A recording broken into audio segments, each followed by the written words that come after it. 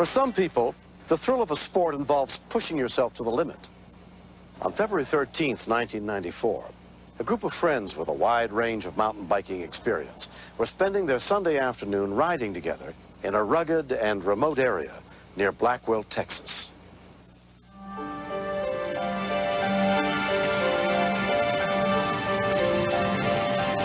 The ranch is 4,600 acres of rolling terrain, buttes, washes.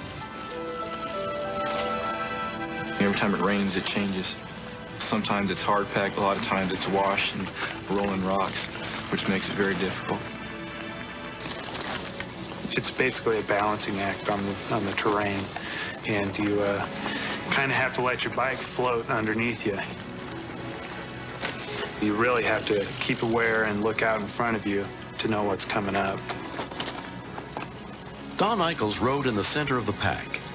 The 4 experienced mountain bikers, other than myself, rode ahead of us, and I more or less wanted to hang back with the 3 less experienced guys, because if you're going into an isolated area and one that's very technical, you don't want to be riding by yourself.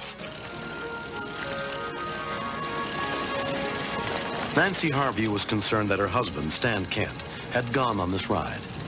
The group Stan was biking with were people who had been doing this type of biking for years, and he had done it for 2 months.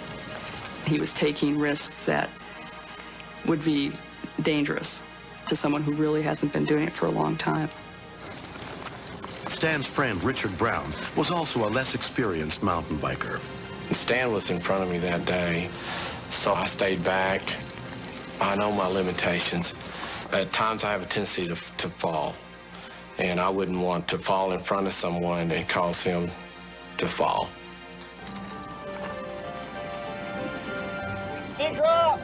Gary Fraser was one of the most experienced riders in the group. The top is rocky and rough, and it kind of levels out and fools you because you pick up a little bit of speed and then it drops off.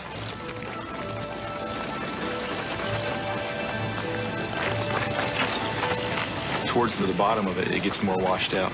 So if you've gone with too much speed into the bottom of the hill, you have a lot of difficulty slowing down for the turn.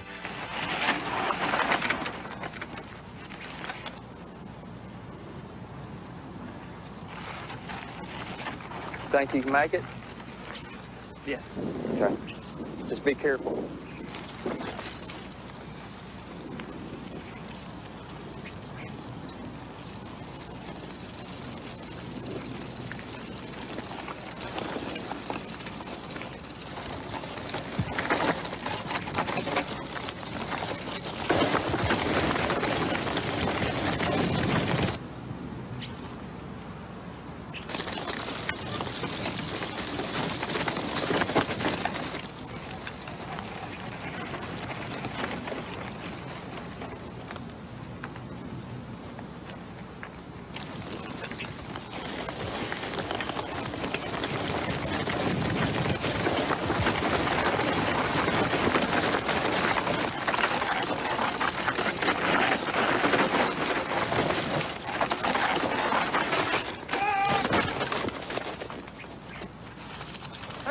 I need some help.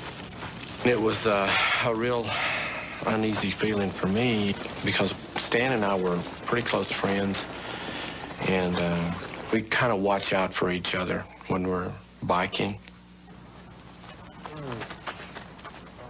We kept talking to Stan and asking if he was okay, and he kept coming back to us saying that, no, I'm not okay, I'm in a lot of pain. Are your legs okay? We realized that we need to get more help in there than what we had. You 2 guys go on out and get some help. You guys stay together, though, okay? I'm a scoutmaster for the Boy Scout troop, and that's basically where a lot of my first aid experience and training comes from.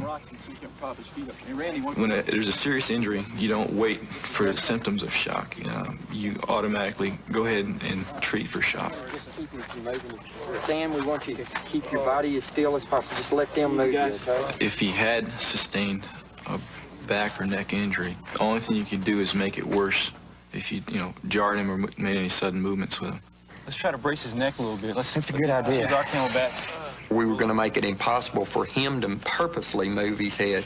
And what we decided to do is to cushion the sides of his head and then push boulders so that it would at least stabilize him till we got experienced rescue personnel there.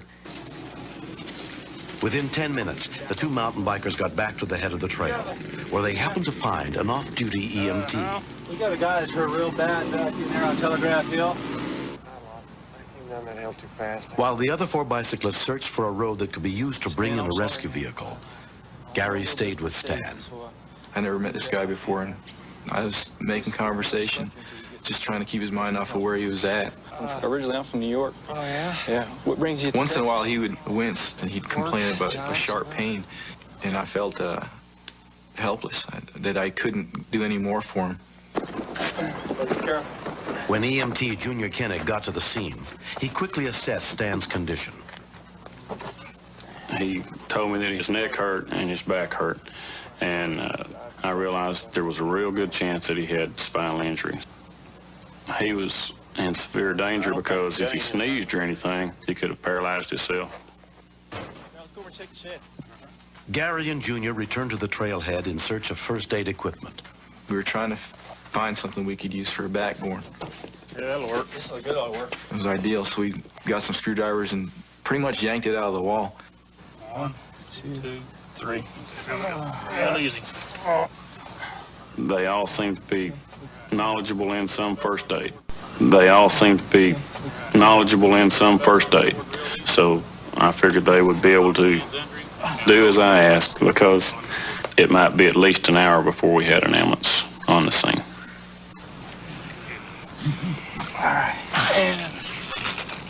I was just encouraging him, but I knew that he was worried about his wife, Nancy, and he was worried about what was going to happen to his life, because an accident like this, you know, can change a person's life forever.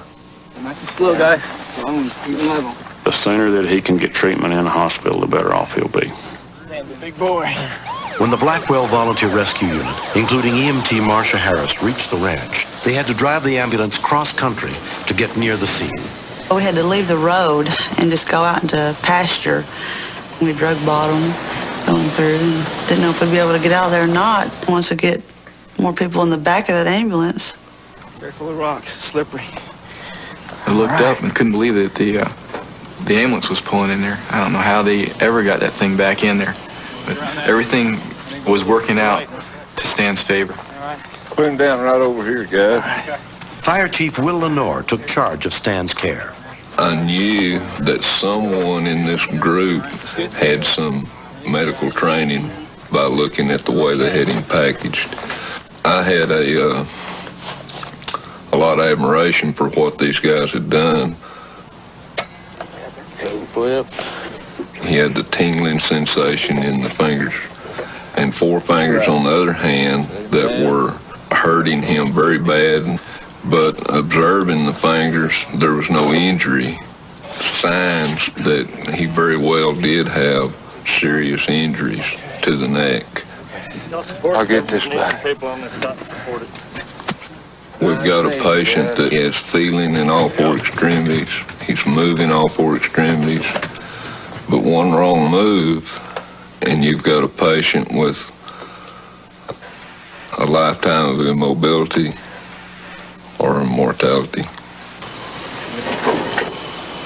44-year-old Stan Kent was taken to the emergency department of Shannon Medical Center and put under the care of neurosurgeon Robert LeGrand, Jr. Another good hard squeeze here on the right side. Let's see the next one. And the next one. There are 7 vertebrae in the neck, and the first 2 were fractured, and there was a slight dislocation of the second one. No question about it. And there's that. An injury to that location can cause death because it can cut off breathing, it can cut off the heartbeat, and it can cause total paralysis. Fracture going all the way through the pedicles in the body. Stan could have died if he had not been treated appropriately at the scene of the accident. A friend drove Nancy to the hospital to be with her husband as soon as she was notified of the accident. I didn't know if I'd find him all torn up or what it was that was wrong, but I figured, knowing Stan, it was probably something fairly serious. Stan? Yeah. I'm here. How are you? Did they tell you what I did? No, other than fell off your bike. Oh, I broke my neck. He was in the best hands he could be in. He was able to move his fingers and his toes, and so I knew there was really no major neurological damage to him. And then I was also a little bit angry with him because I'd been warning him frequently about how dangerous it was and to be careful. I really messed up this time. Yeah. I'll work with it. It'll be all right. His bike helmet sustained considerable damage, and it was quite obvious to me that it prevented a more serious head injury, and I think it prevented a more serious spinal and spinal cord injury.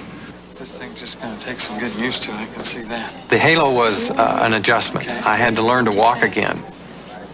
You feel top heavy, you're afraid to stand up, you're afraid to walk around, and it was hard to learn that I will not be able to run or bike for 6 months to a year from the time the accident happened. In the 5 months since the incident, Stan has been slowly healing. He doesn't take any risks now because he realizes how serious it is. How did he get these spots on his neck? He's playing with the boys out in the pasture, playing rough. I had never been down that trail before, and I didn't know what to expect. I should have stopped and got off and walked down the hill. I needed to ease into mountain biking, and I went a little too fast. Up straight, shoulders back. What saved him was having the right people there who knew what to do and the right circumstances. A friend of mine said he is the most unlucky, lucky person she's ever met. He looks good. Everybody that was there on that day was a hero. It probably didn't look real serious, but everybody assumed it was, and that saved my life. I lived through this accident. Years ago, I had a type of pneumonia that's been nicknamed Legionnaire's disease, and I lived through that. So I feel lucky and I feel fortunate.